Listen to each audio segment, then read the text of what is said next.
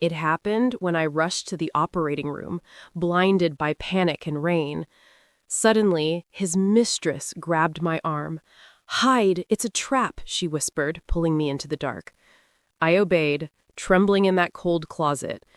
But when I cracked the door open 10 minutes later, what I saw didn't make me scream. It made me freeze. It turns out that night, the storm was raging like the sky wanted to drown the world. The clock in my estate had just struck midnight. I, Elara Vance, couldn't sit still. I paced the living room, staring at my silent phone on the marble table. My husband, Kalen, hadn't come home yet. It wasn't the first time. His real estate investments always kept him out late. But tonight felt different. A cold, sharp unease had settled in my chest.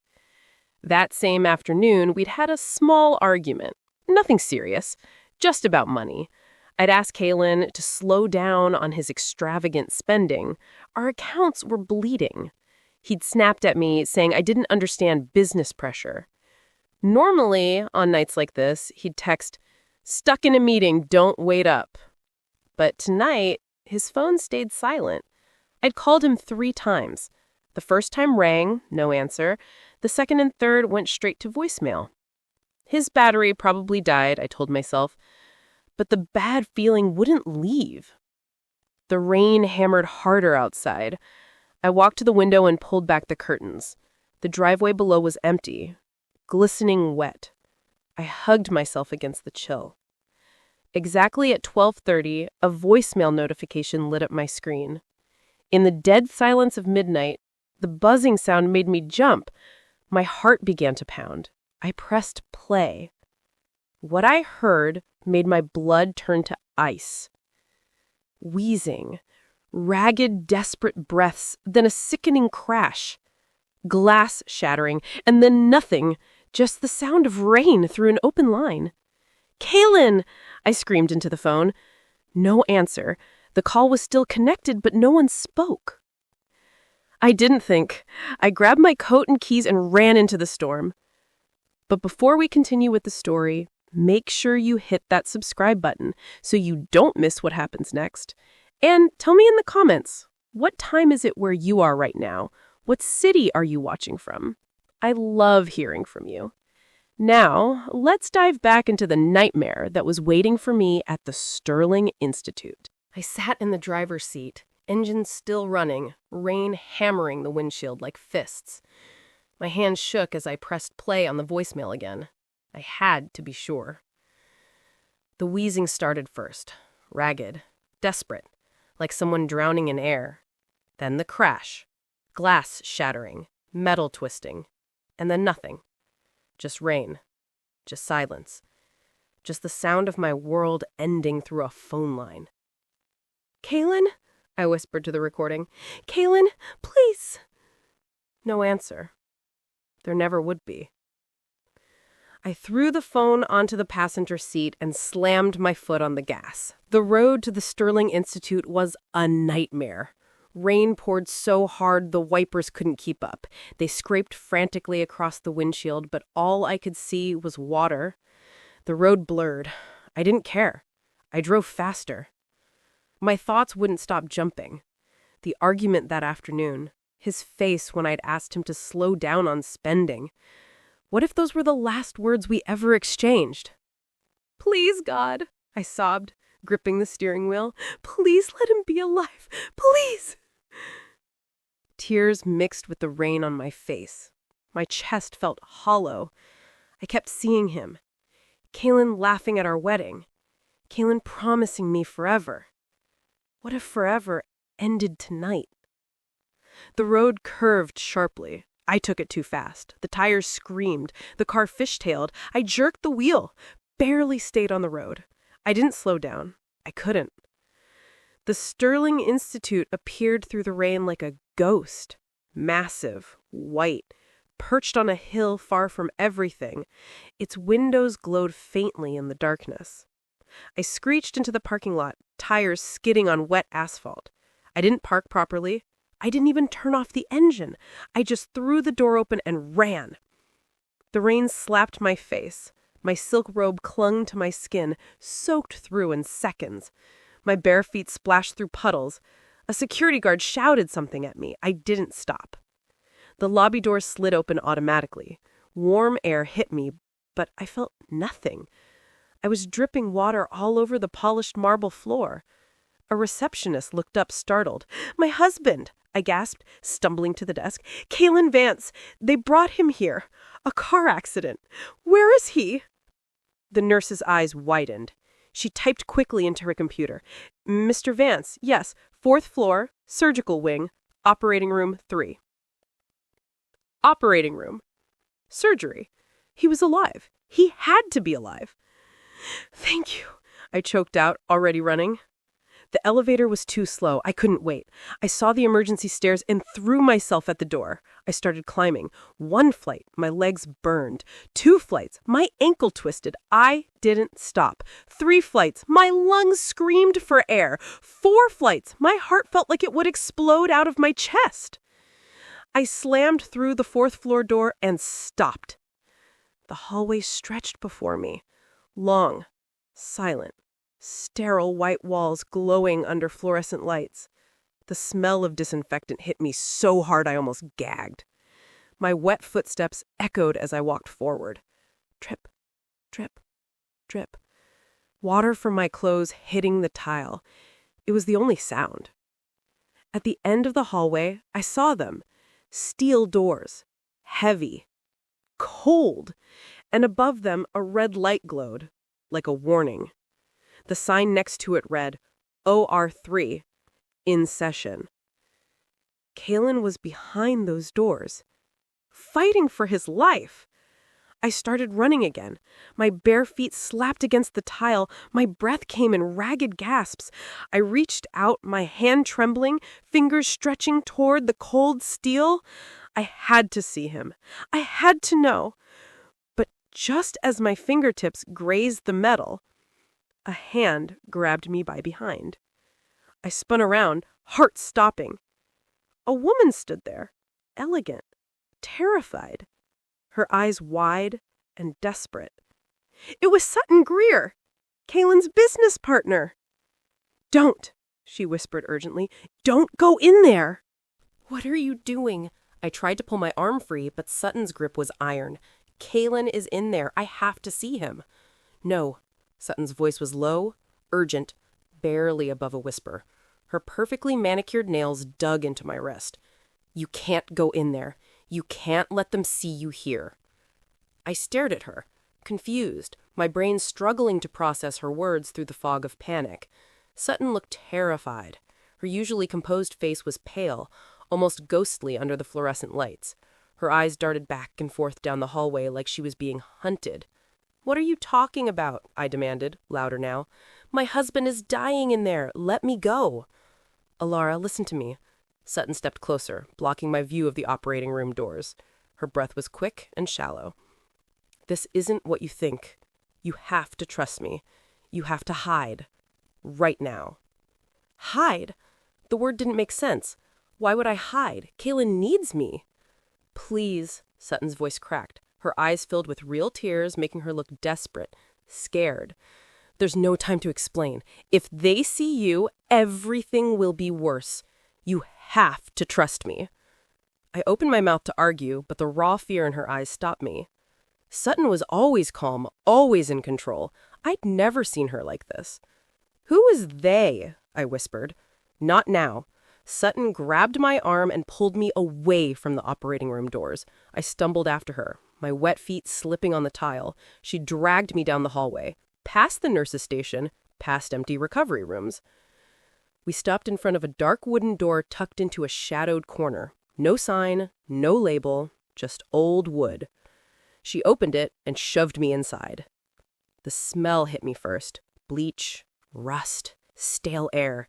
It was a linen closet, narrow and suffocating, with metal shelves lining the walls. "Stay here," she hissed. She stood in the doorway, backlit by the fluorescent lights. "Whatever you hear, don't make noise. Don't come out until I come back for you. Do you understand?" "Sutton, please," my voice broke. "Tell me what's happening. Tell me Kalen is okay." Just stay quiet, her tone hardened. No matter what happens, no matter what you hear, don't come out. Before I could respond, she stepped back and closed the door. I heard the lock click. The sound was small, but final, like a coffin lid shutting. "Sutton?" I whispered to the darkness. I reached for the handle and twisted. It didn't move. "Sutton!" No answer, just the muffled hum of fluorescent lights outside. I stood there in the dark, trembling, my wet clothes clinging to my skin like a second layer of ice. The closet was so small. The walls felt like they were closing in. Why had Sutton locked me in? If Kalen was in danger, why wasn't I with him? If the surgery was happening, why hide me? And who was they? Nothing made sense. I slid down to the cold concrete floor. Fear, confusion, a growing, gnawing dread that something was very, very wrong. Minutes crawled by. Time felt broken. And then I heard it. A soft hiss. The sound of a door opening, somewhere close. The operating room. It had to be. I crawled forward in the darkness, feeling my way along the floor until my fingers found the crack at the bottom of the door. A sliver of light cut through. I pressed my face to the gap, squinting, trying to see. Footsteps in the hallway. 2 people. Maybe 3. And then a voice I would recognize anywhere. Kalen's voice. Not weak, not gasping. Strong, healthy, alive. "How much longer?" My breath stopped. My heart stopped. Everything stopped. Kalen wasn't supposed to be talking. He was supposed to be on an operating table. He was supposed to be dying. I pressed my eye harder against the crack, desperate to see. And what I saw made my blood turn to ice. Through the narrow crack beneath the door, I could see a sliver of the surgical prep room. Sterile white tiles. Overhead lights casting everything in a cold, clinical glow. The edge of a gurney. Nothing else. I held my breath and waited. 1 minute passed, then 2. My heart hammered so hard I was sure someone would hear it through the walls. My mind kept circling back to Sutton's words. They. Who was they? The doctors? The surgical team? Why would they care if I was here? 3 minutes. 4. The silence was suffocating. I thought about Kalen on that operating table. The wheezing on the voicemail, the crash, the desperate sounds of a man dying. My chest ached with guilt and grief.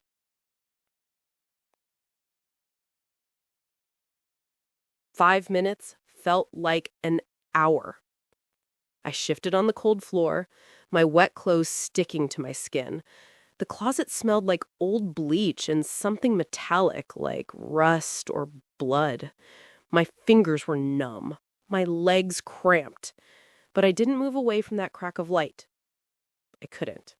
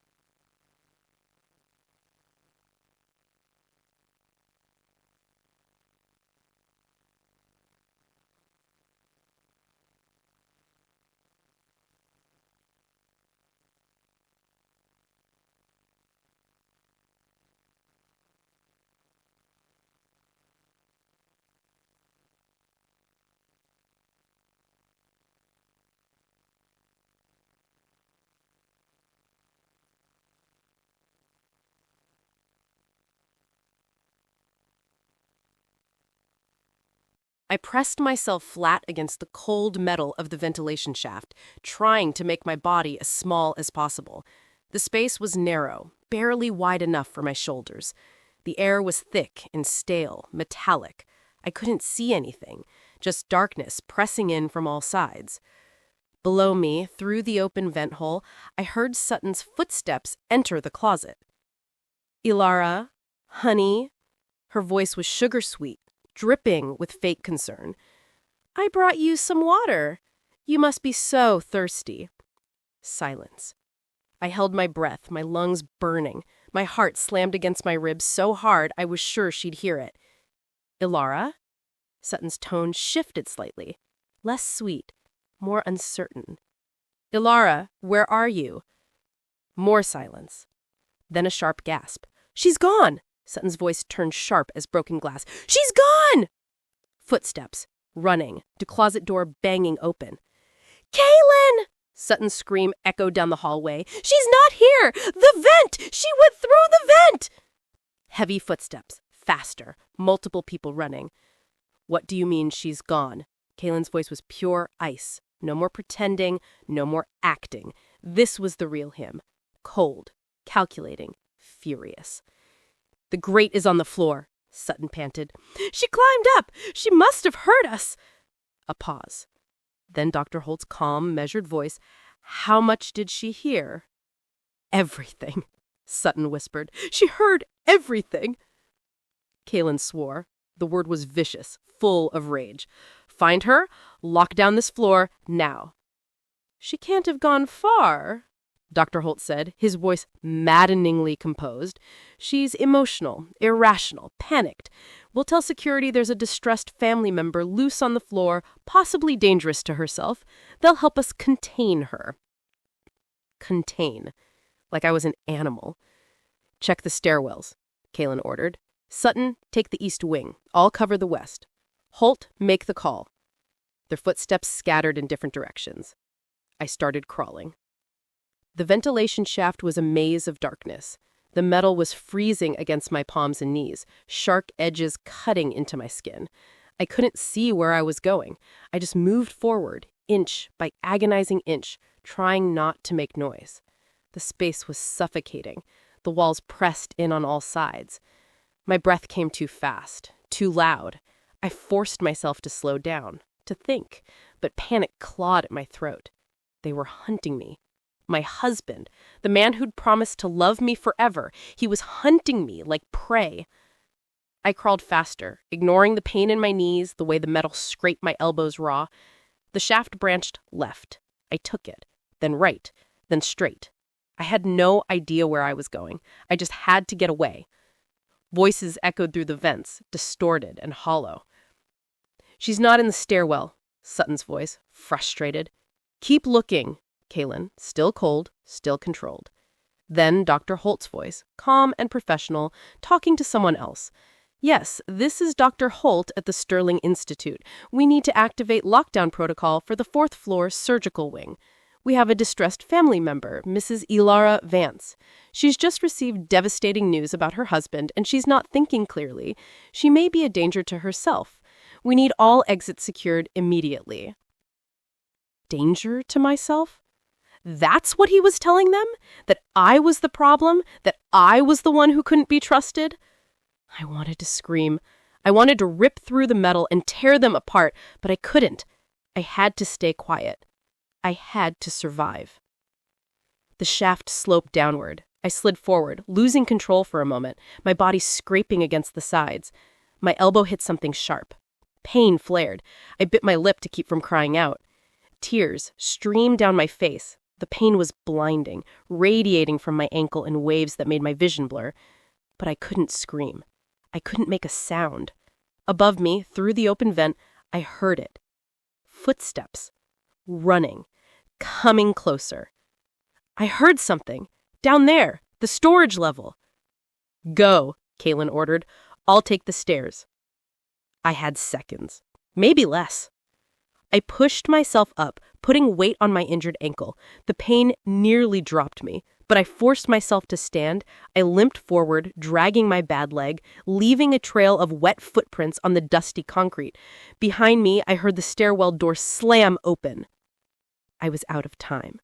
I limped down the storage hallway, each step sending fire through my ankle. The fluorescent lights overhead flickered like dying insects, casting shadows that jumped and twisted. The smell of antiseptic was stronger here, mixed with something else. Mold. Decay. This part of the building felt forgotten. Behind me, I heard them. Footsteps on the stairs. Voices calling out. I moved faster, biting back whimpers of pain. My wet clothes left a trail of droplets on the concrete floor. Stupid. They'd follow that trail right to me. The hallway stretched endlessly ahead. Doors on both sides. Most were locked. I tried one, then another. My hand shook so badly I could barely grip the handles.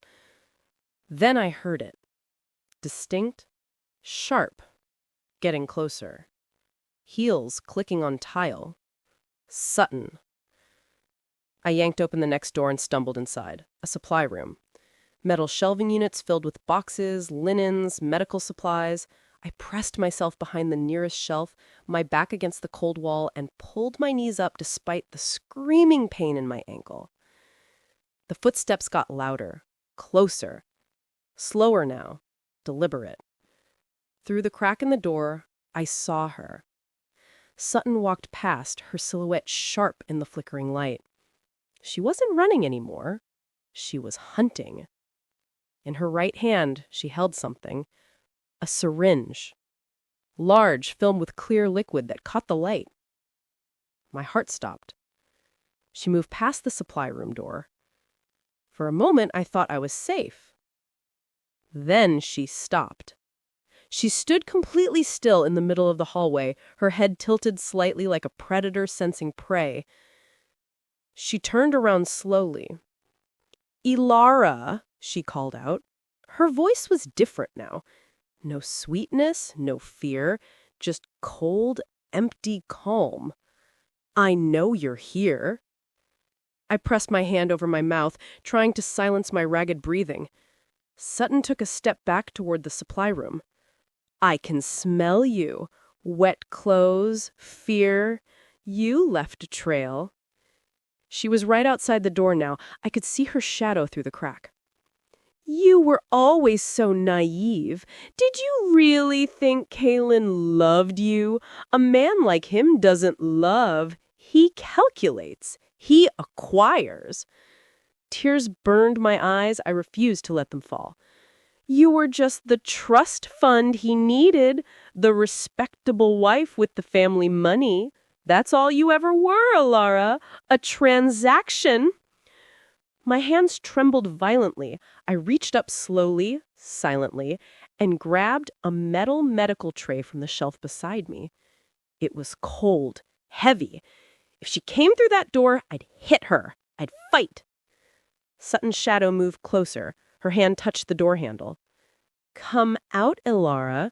This doesn't have to be hard. Just a little prick. You'll go to sleep. You won't feel anything. By morning, you'll be in a nice, comfortable facility where you can't hurt yourself or make trouble for anyone." The handle turned slowly. The door creaked open an inch. I gripped the tray tighter, raised it above my head, ready to swing. Suddenly, Sutton's phone rang. The shrill sound cut through the silence like a knife. She stopped, pulled back, answered it. "What?" Her voice was sharp with irritation. A pause. I could hear a man's voice on the other end, Kalen. I couldn't make out the words, but his tone was urgent. "She's where? How did she get past us?" More talking from the other end. "Fine, I'm coming." She cursed under her breath, a word I'd never heard her use. "Keep her contained. Don't let her near the exits." She turned and ran back down the hallway towards the stairwell. The sound faded, then disappeared. Silence. I stayed frozen behind the shelf for a long moment, my heart hammering, the tray still raised above my head. Was it a trick? Was she waiting just outside? I counted to 30, then 60. Nothing.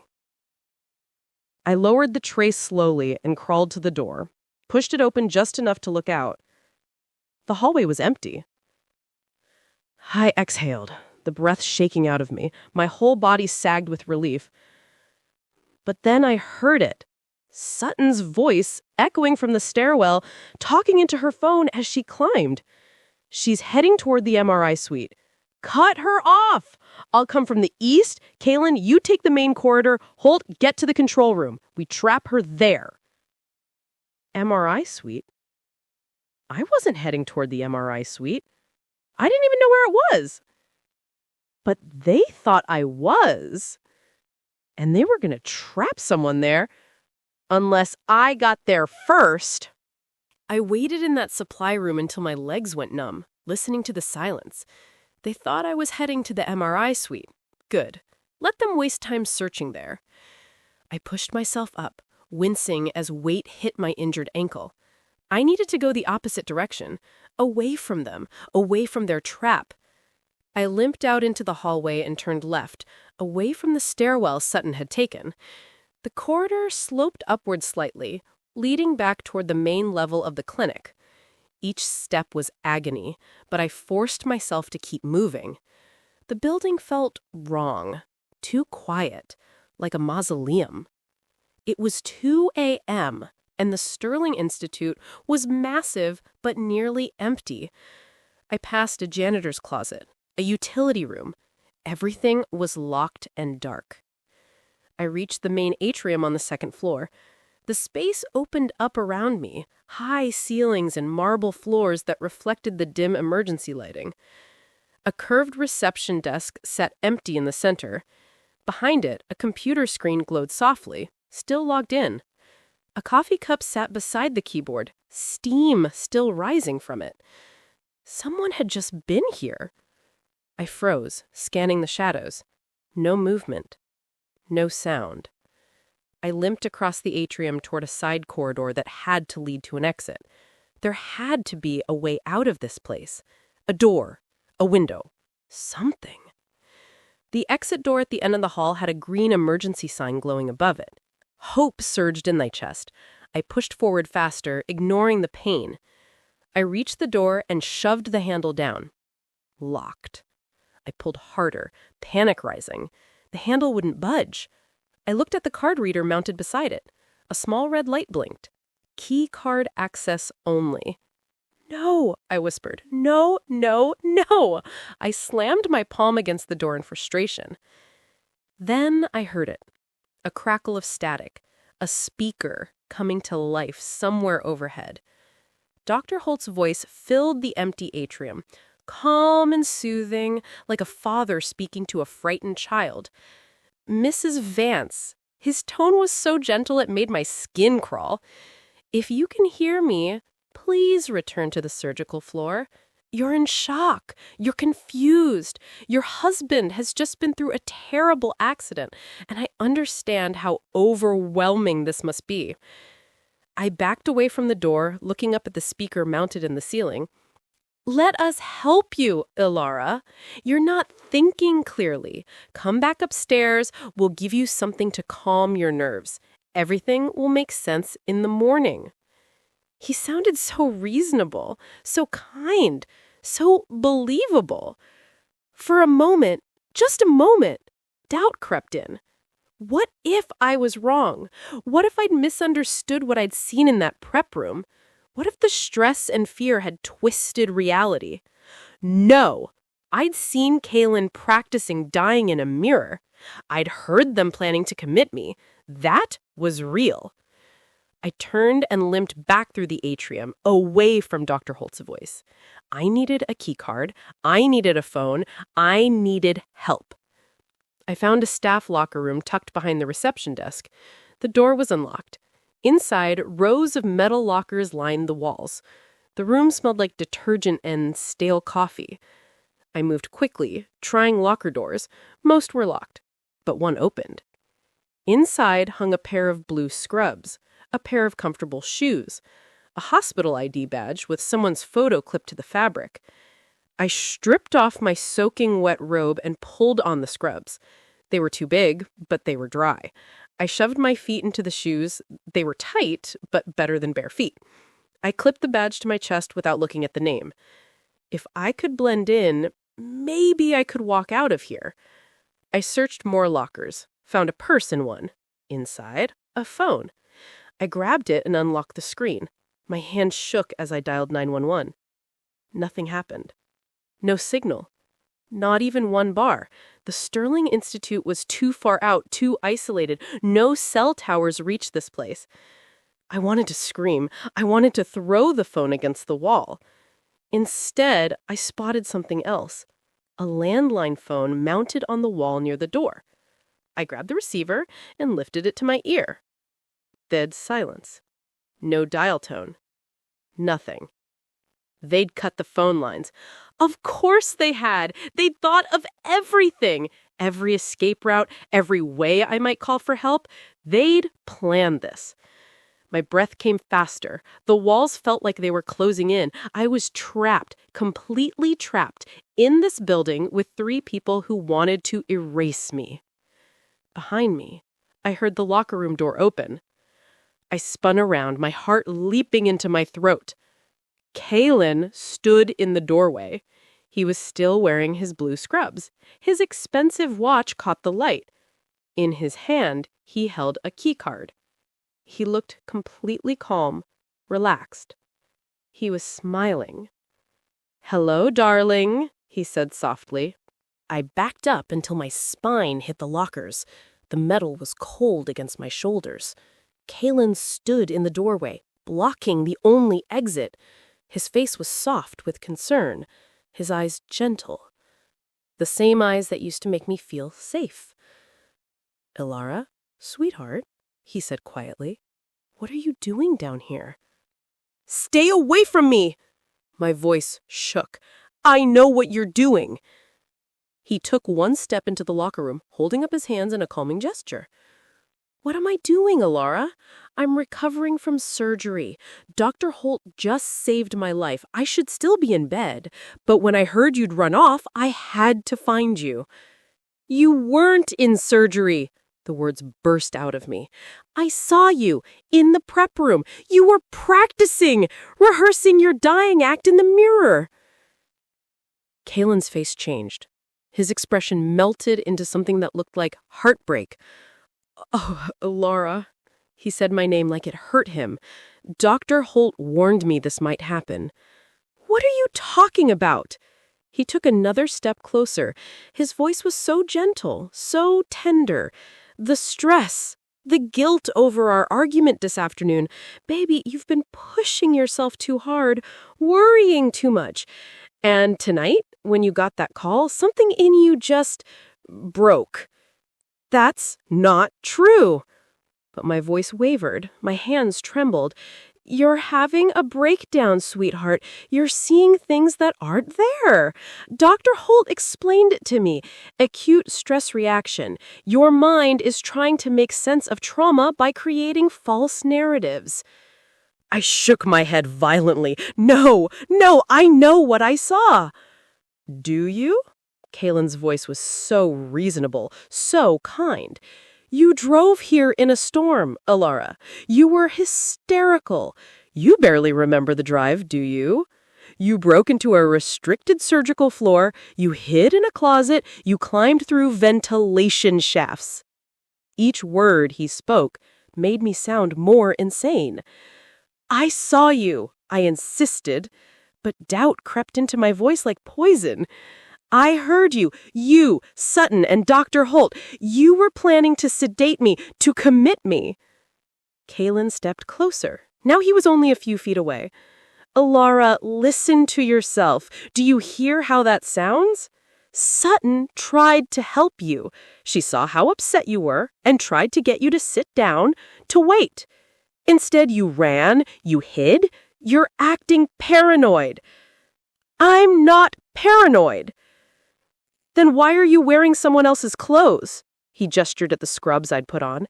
"Why are you hiding in a locker room? Why won't you let us help you?" My breath came faster. The walls felt closer. Was he right? Had I imagined it all? The stress of the argument, the terrifying drive, the panic, could it have fractured something in my mind? No. I closed my eyes and focused. I'd seen him, healthy, stretching, checking his watch, smiling after he practiced dying. "I saw you," I said again, stronger this time. "I heard you talking to Sutton. 3 more minutes, then bring the syringe. I heard Dr. Holt say the paperwork was ready, that you'd have me committed by morning for a psychotic break." Kaylin's expression didn't change. "Who's gonna believe you, Alara?" The gentleness left his voice. It turned flat, cold. He stepped closer. A hysterical wife who drove through a storm, who broke into a restricted area, who assaulted staff, who stole hospital property, and is now hiding in a locker room wearing stolen clothes. I stared at him. The mask was slipping. "You look insane," he said simply. "We've already documented everything. Security footage of you running through the building, Dr. Holt's concern for your mental state, Sutton's testimony that you were confused and violent. You planned this." My voice was barely a whisper. "All of it." "Come with me, Alara." His voice turned soft again, coaxing. "Dr. Holt has a sedative waiting. Something gentle. You'll feel so much better. We'll get you the help you need. We'll sort everything out in the morning when you're calm." "You want to commit me." The truth settled over me like ice. "You want to lock me away and take my inheritance."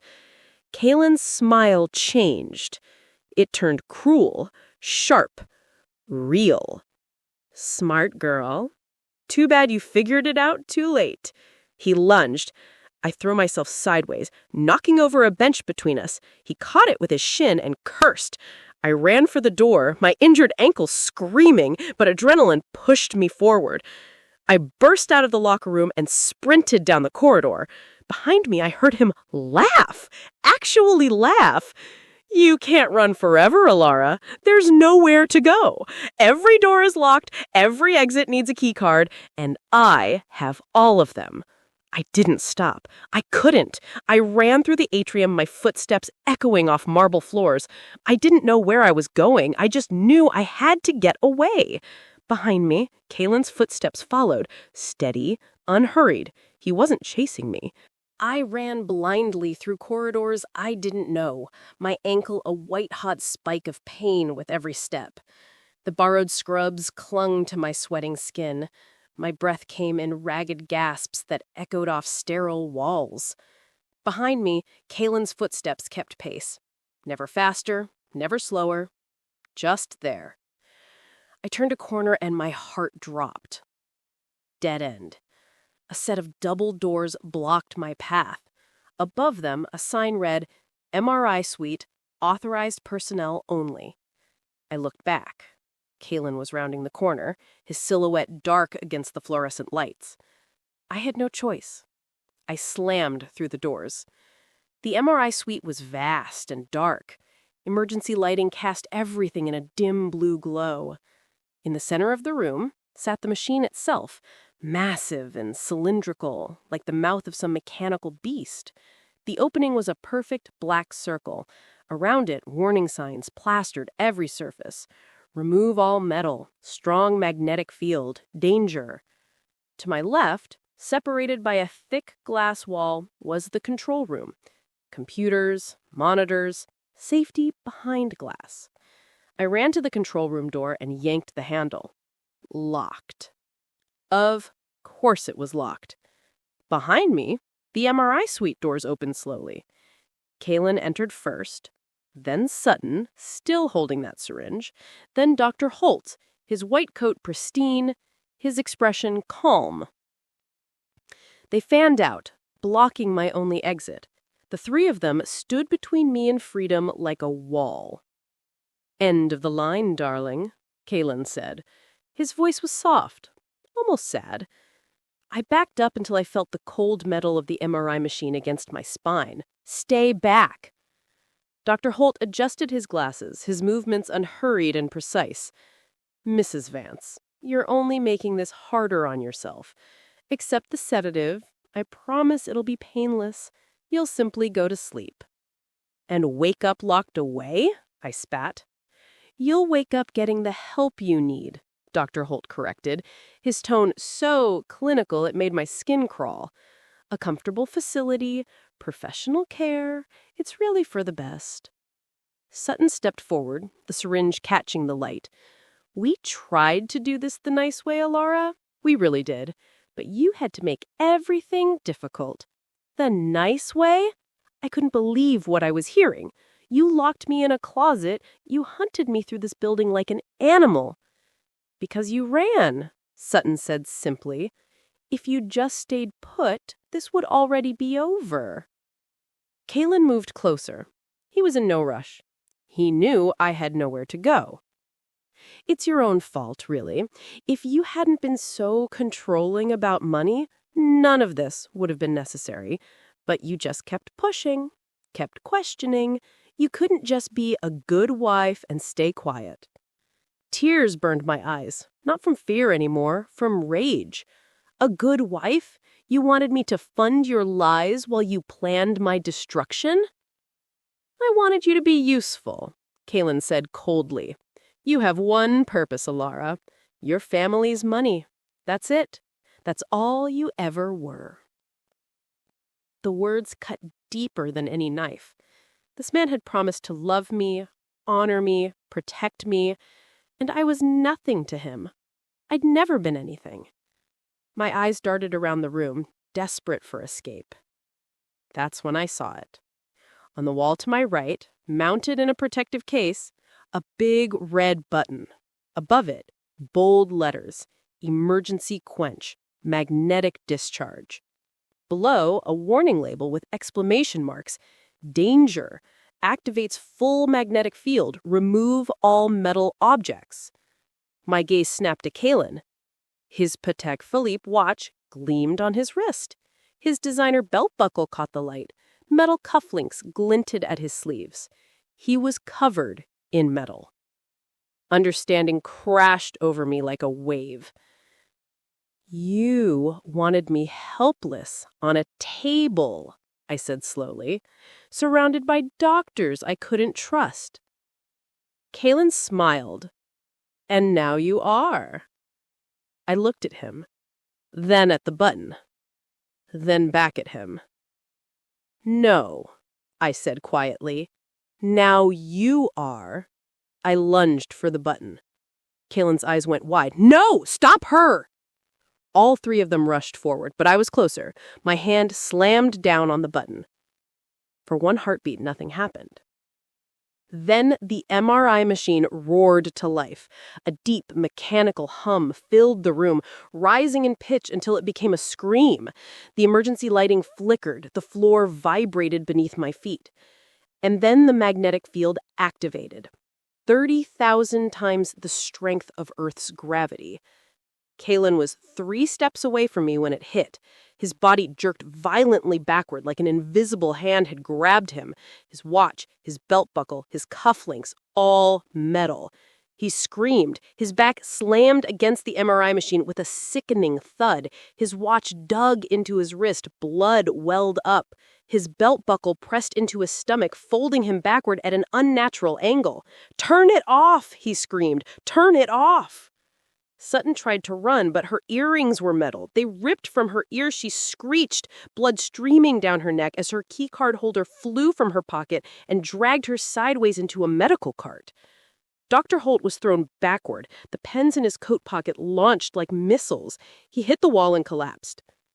I stood in the center of the room, untouched. I wore no metal, nothing magnetic, nothing to pull. Kalen's eyes found mine. Terror. Pure, absolute terror. "Please," he gasped. "Ilara, please." I walked slowly to the control room. The door was locked, but I'd seen where Dr. Holt kept the override key earlier when I'd looked through the glass. Under the desk. I stepped over his unconscious body, found the key, and unlocked the door. Inside the control room, I looked through the glass at Kalen, pinned against the machine. He was crying now, begging. I picked up the phone on the control desk. This one had a direct line. I dialed 911. "Yes," I said calmly. "I need police and ambulances at the Sterling Institute. There's been an attempted murder. 3 people. I'll wait." I hung up and looked at Kalen through the glass. "You wanted me on a table, helpless, unable to move. Now you know how it feels." I left him there and waited for the sirens. I waited. 5 minutes. 5 minutes listening to Kalen scream, watching him pinned against the MRI machine like an insect on a board, his expensive watch crushed into his wrist, his designer belt buckle digging into his stomach, blood trickling down his arm in thin red lines. "Please," he sobbed. "Hilara, please, turn it off. I can't breathe. Please." Sutton was on the floor, clutching her bleeding ears where her earrings had been torn out. Dr. Holt lay unconscious against the wall, blood pooling beneath his head where he'd hit the concrete. I stood in the control room, my hand resting on the emergency shutoff switch. Through the thick glass, I watched the 3 of them, the 3 people who'd planned to erase me, to lock me away, to steal everything I had. "You wanted me on a table," I said quietly, though I knew he could barely hear me through the glass. Helpless, unable to move, surrounded by people I couldn't trust. Now you know exactly how it feels. Kalen's face was purple, his ribs compressed under the magnetic pressure, his eyes bulged with terror. I could let him die. I could walk away right now and let the machine crush him slowly. Part of me wanted to. The part that remembered his smile as he rehearsed dying. The part that heard him call me nothing more than a trust fund. But I wasn't him. I flipped the switch. The machine powered down with a descending whine. The magnetic field collapsed. Kalen's body fell forward, hitting the floor with a wet, sickening crunch. He lay there gasping, his chest heaving, blood spreading beneath him. He tried to push himself up. His arms worked, but his legs didn't move. He stared down at them, confusion crossing his face. "My legs? I can't feel my legs." I picked up the phone in the control room. My hands were steady now, calm. "Yes, I need police and ambulances at the Sterling Institute. 4th floor, MRI suite. There's been an attempted murder. A conspiracy. 3 perpetrators, 1 victim. Yes, I'll wait." The operator asked questions. I answered them mechanically.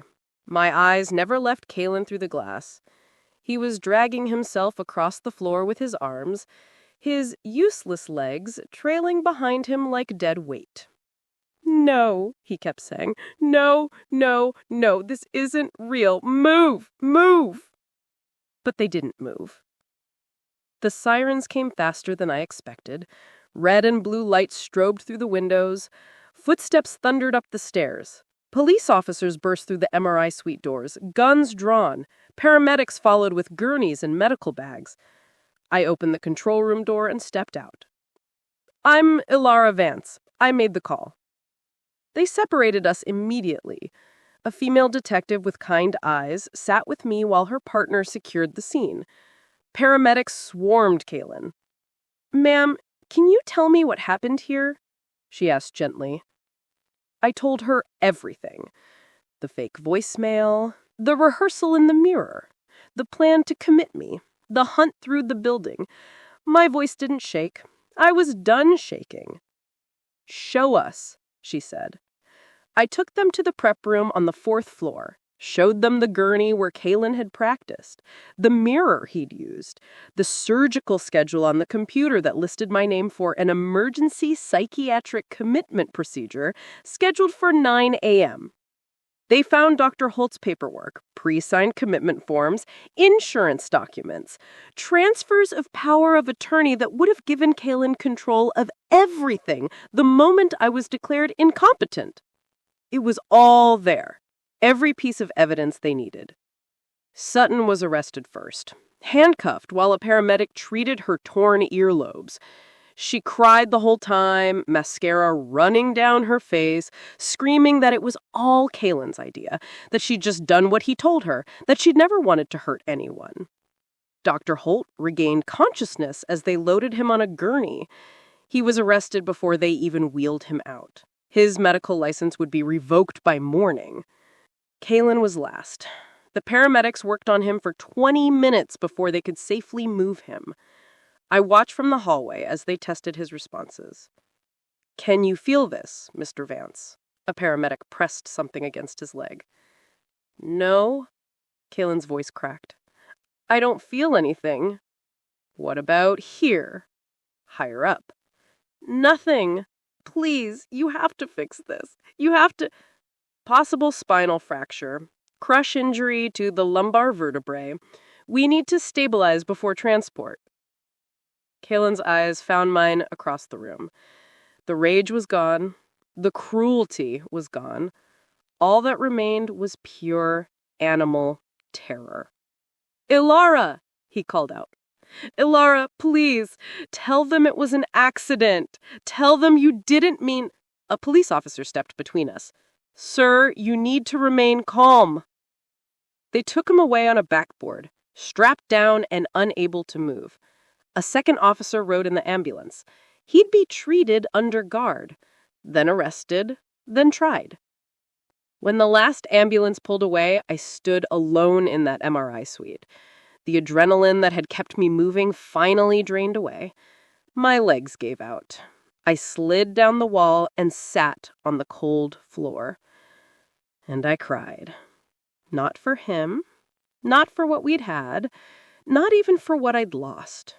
I cried because I'd survived, because I'd had to become someone I didn't recognize to make it out alive, because the woman who drove here in a panic was gone, replaced by someone harder, someone colder, someone who pushed a button and watched her husband's body break.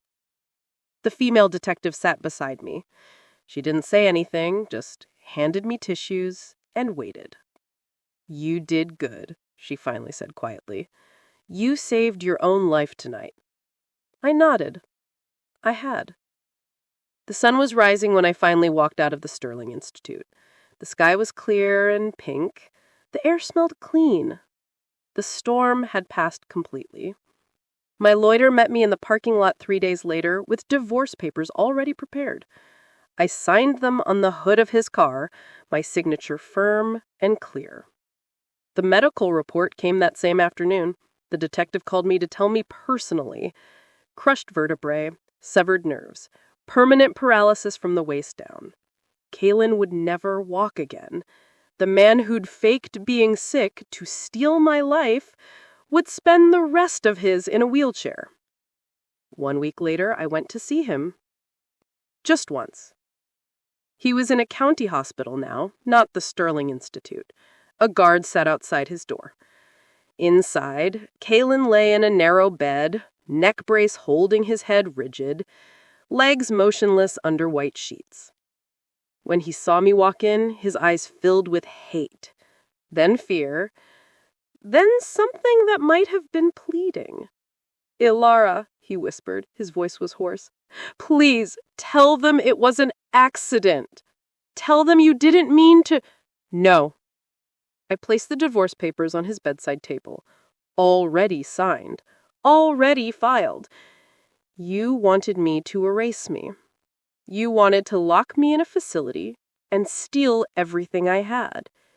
You wanted me helpless, trapped, unable to fight back. He jammed his chest. You don't understand. I needed... Instead, you erased yourself. I turned and walked toward the door. Ilara! He screamed after me. You can't do this. You can't just leave me here. You're my husband. I stopped at the door, looked back one last time. Not anymore. I walked out. I didn't hear what else he screamed. I didn't care. I sold the estate, moved to a city where no one knew my name, started over with nothing but my inheritance and the knowledge that I'd survived. People ask me sometimes if I feel guilty, if I regret pushing that button, if I think about what happened to him. I do think about it. Every time I do, I remember his voice in that prep room. Ilara doesn't trust yourself. She'll think she's hallucinating. I remember Sutton locking me in that closet. I remember Dr. Holt calmly discussing how to erase me. And I remember walking out into the dawn. Free. I walked into that clinic as a wife. I walked out as a survivor. And I never looked back. So tell me, if you were in my position, would you have pushed that button? Or would you have let them destroy you? Drop your answer in the comments. I really want to know what you would have done. And if this story had you holding your breath, hit that subscribe button because the next story is even darker. Trust me, you won't want to miss it.